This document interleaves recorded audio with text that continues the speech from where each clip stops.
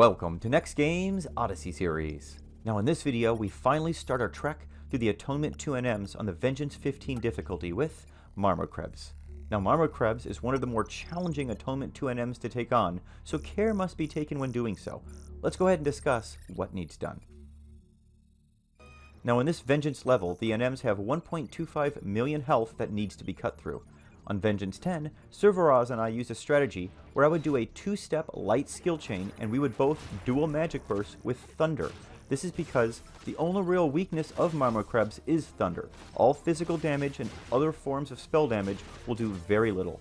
Now the jobs we used in that instance were Paladin, Ninja, Black Mage, Corsair, Bard, and White Mage.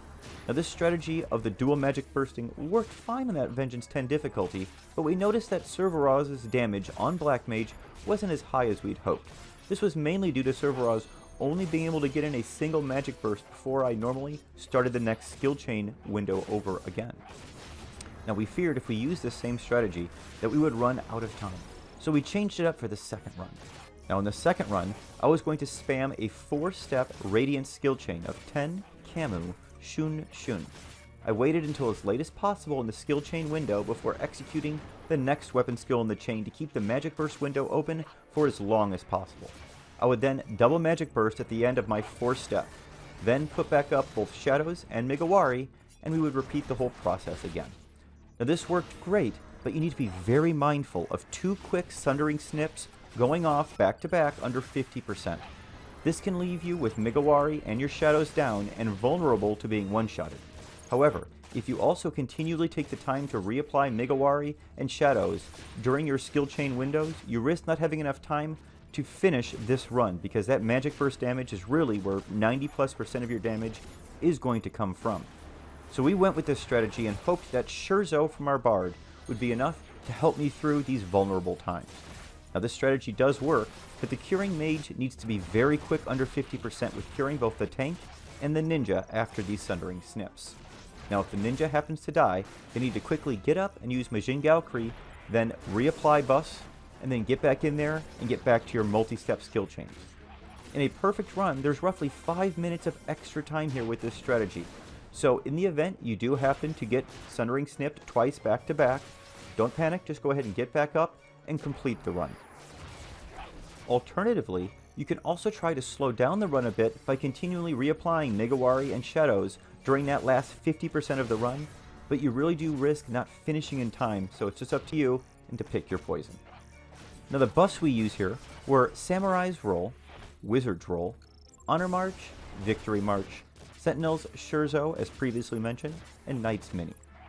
Now in regards to food and gear, I used Seafood Gratin and my Malignant set for the extra evasion and magic evasion, and then for weapons I went with a Hishi and Gledi knife combination.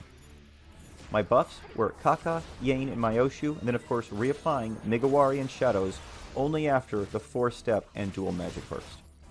Now the Black Mage had Sage Etude, Learned Etude, and Mage's Ballad on them.